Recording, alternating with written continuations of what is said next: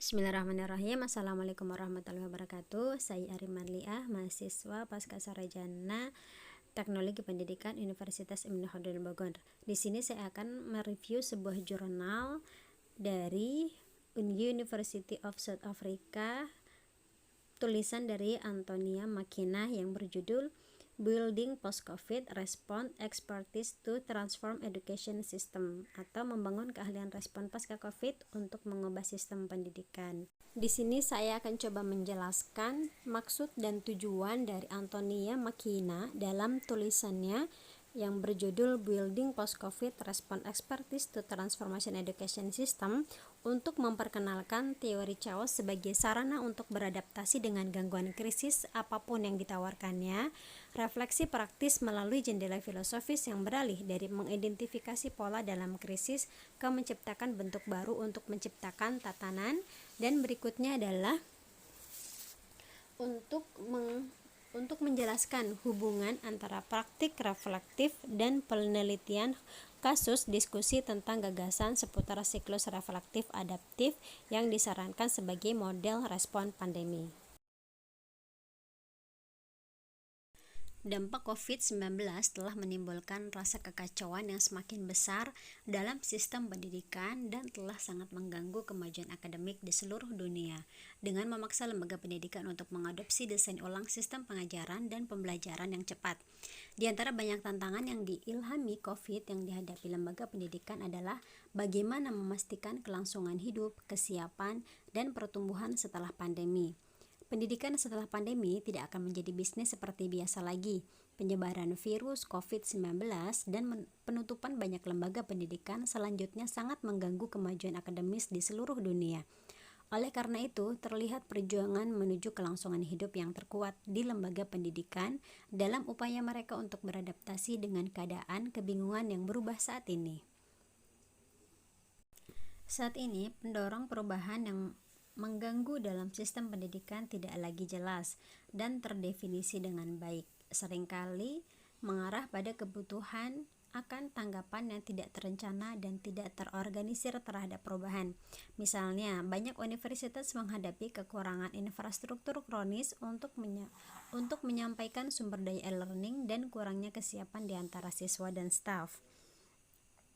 Inisiatif baru cenderung melucuti kepemimpinan yang ada di lembaga. Misalnya, terdapat kesenjangan akses siswa dan staf ke komputer dan internet di tengah upaya mereka untuk melanjutkan upaya mitigasi dalam hal jarak sosial dan tindakan kesehatan lainnya. Banyak organisasi lambat beradaptasi dengan perubahan ini dan yang tidak mungkin gagal. Namun layanan pendidikan kepada siswa, komunitas, dan dunia harus terus berlanjut dengan jaminan kualitas yang diharapkan dari inisiatif baru.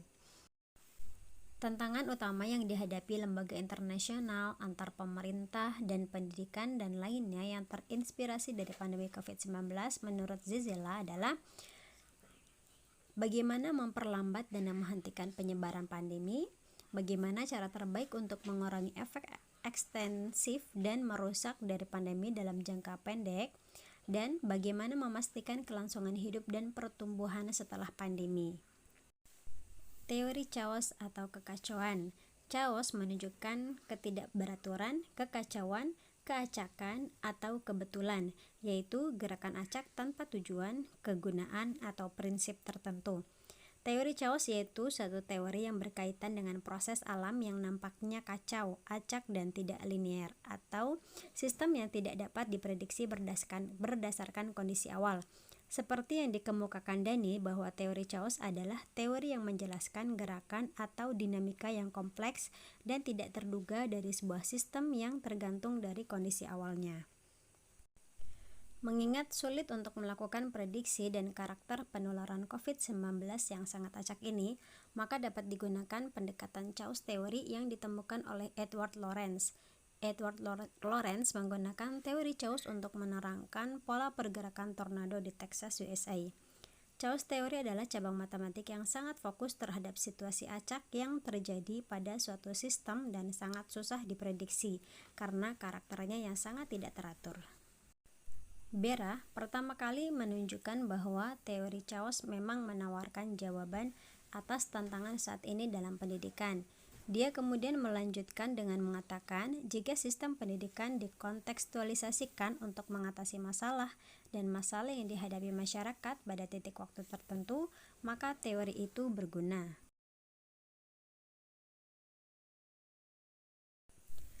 Dengan lebih memahami bagaimana teori chaos membuka apa yang mungkin, pendidik menemukan dorongan untuk mencari alternatif untuk praktik kelembagaan tradisional. Kemungkinan teori chaos membuka cara berpikir baru dan memperbaharui dukungan untuk ide dan model teoritis yang menantang tatanan yang sudah mapan. Simon dan Downey berpendapat bahwa teori chaos memberikan peluang untuk beralih dari pendekatan tradisional ke pendekatan pedagogis baru. Teori chaos terbuka untuk berbagai interpretasi, terutama bahwa ia menciptakan landasan teori untuk percaya bahwa tidak ada yang dapat diprediksi dan akibatnya tidak ada yang pasti kecuali ketidakpastian. Hilangnya keadaan stabil berarti bahwa masyarakat kita dan semua lembaganya berada dalam proses transformasi yang berkelanjutan. Kita harus belajar untuk memahami, membimbing, mempengaruhi dan mengelola transformasi ini karena kita tidak dapat mengharapkan kondisi stabil baru yang akan bertahan dalam hidup kita sendiri. Dengan kata lain, kita harus mahir dalam belajar. Kita harus mampu tidak hanya untuk mengubah institusi kita dalam menanggapi situasi dan persyaratan yang berubah, tapi kita juga harus menemukan dan mengembangkan institusi dengan sistem pembelajaran yang mampu membawa transformasi berkelanjutan mereka sendiri. Oleh karena itu, terdapat urgensi untuk mengganti perilaku yang memikirkan yang ketinggalan zaman di lembaga pendidikan. Sudah saatnya praktik respon pendidikan terhadap kebijakan, teknologi, pengajaran, penelitian, atau praktik perilaku umum berubah agar sesuai dengan waktu yang tidak dapat diprediksi. Sistem pendidikan yang menganut era post-COVID akan merefleksikan harapan masa depan siswa. Dengan kata lain, tujuan dari respon post-COVID-19 di bidang pendidikan bertujuan untuk berkontribusi pada transformasi wacana pendidikan di era generasi keempat. Ini akan memberdayakan sekolah dan universitas untuk berpartisipasi dalam pengembangan pendidikan mereka sendiri melalui penggunaan keterampilan intelektual apapun yang mereka miliki untuk menghilangkan berbagai dimensi post-COVID-19. Selain itu, untuk menciptakan lingkungan yang optimal di mana pendidik dan lembaganya selalu siap untuk merespon keadaan pendidikan yang tidak terduga agar proses belajar mengajar dan dapat terus berlangsung dengan gangguan yang sangat terbatas. Selanjutnya, memberi mereka pengetahuan atau keterampilan konseptual yang mengarah pada disposisi pendidik yang mengetahui pandemi, memiliki pemahaman yang kuat tentang elemen konseptual yang menginformasikan model respon pasca COVID-19 adalah kunci untuk mengembangkan keahlian berbasis trauma. Dari perspektif landscape pendidikan, penting untuk dicatat bahwa sistem tidak linear. Dalam proses pengembangan sistem pendidikan tidak ada yang dapat diramalkan atau diprediksi, sehingga perlu adanya respon cepat. Sistem respon cepat perlu dikembangkan, manajemen dan kepemimpinan yang dapat merencanakan, membuat, dan mengelola sistem respon cepat perlu memiliki pengetahuan yang diinformasikan, baik melalui pengembangan profesional atau struktur pelatihan serius lainnya. Yang berikutnya adalah adanya inovasi, kemampuan untuk menciptakan sistem yang beroperasi dan berinvestasi di dunia yang didominasi perubahan. Lembaga pendidikan harus mengubah diri mereka sendiri melalui apa yang Scon sebut sebagai konservatisme dinamis. Dia berpendapat bahwa sistem sosial harus belajar untuk mampu mengubah diri mereka sendiri tanpa gangguan yang tidak dapat ditoleransi. Keterlibatan krusialnya hanya dihargai sekarang.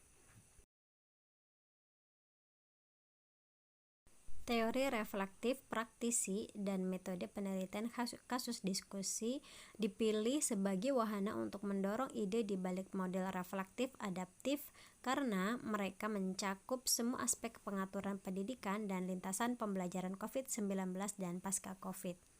Dari gambar siklus di samping terdiri dari 1 langkah utama dan 4 tindakan respon langsung. Langkah utama melibatkan identifikasi konteks gangguan yang dapat berupa semua jenis pandemi atau tahap pro-pandemi.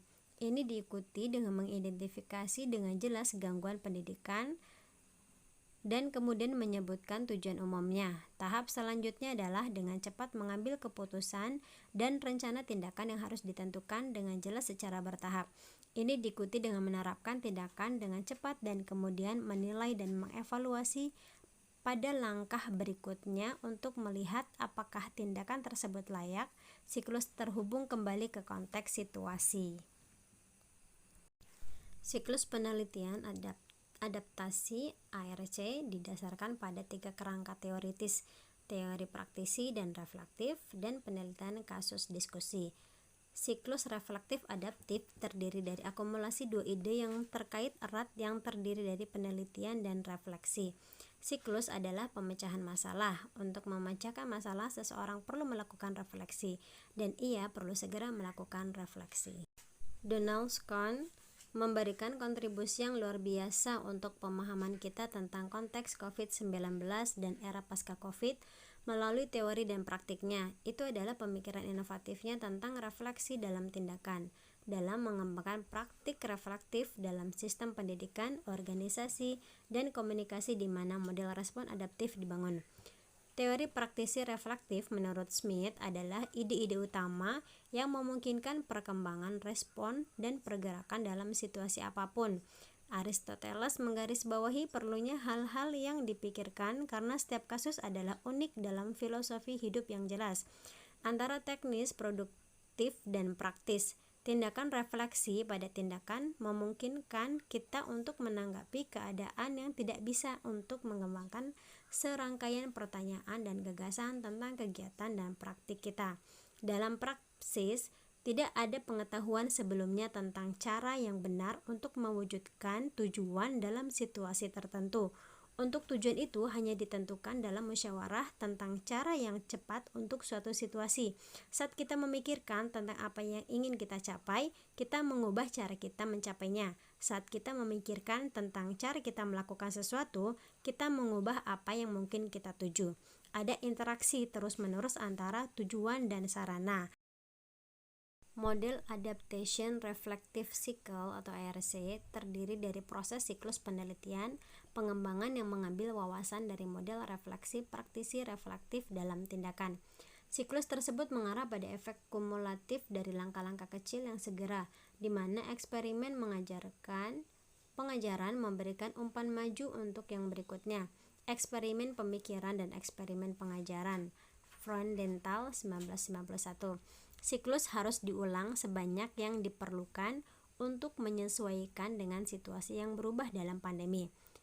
Conlon dan Brennick memperbaikinya dengan mendorong kebutuhan untuk mengidentifikasi keluaran yang diakui pada setiap individu. Sebagai akibatnya, ide-ide baru, hipotesis baru, atau aktivitas instruksional baru muncul yang membentuk umpan maju untuk siklus penelitian berikutnya yang mungkin memiliki karakter yang berbeda sesuai dengan wawasan dan hipotesis baru. Untuk memudahkan kita memahami siklus reflektif adaptif atau the adaptation reflective cycle, kita membuat perumpamaan sebuah kebakaran di dalam rumah. Bayangkan jika ada api di dalam rumah, kita perlu mengidentifikasi kejadian kritis, yaitu kebakaran ada di dalam rumah kita. Ketika muncul asap di balik celah pintu, maka kita harus segera mengidentifikasi masalah bahwa ada kebakaran di dalam rumah kita. Nah, dan kita dituntut untuk berpikir cepat tentang apa yang harus kita lakukan, atau justru malah kita mati di dalamnya. Pemecahan masalah perlu menentukan kecepatan.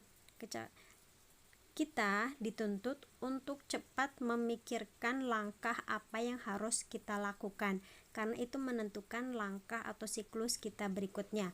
Apakah kita keluar dari pintu, apakah kita mengambil tabung kebakaran, atau kita menghubungi pemadam kebakaran. Jika kita berpikir bahwa dengan kita keluar dari pintu kita akan selamat, maka itu akan menjadi opsi yang baik. Tapi ketika kita membuka pintu, ternyata di balik pintu adalah sumber api yang siap untuk membakar kita, maka pilihan untuk keluar dari jendela adalah itu pilihan yang cepat. atau pilihan atau opsi yang cepat. Maka itulah yang perlu kita lakukan di masa pandemi ini, yaitu menentukan langkah yang tepat untuk menentukan siklus berikutnya menuju pasca pandemi.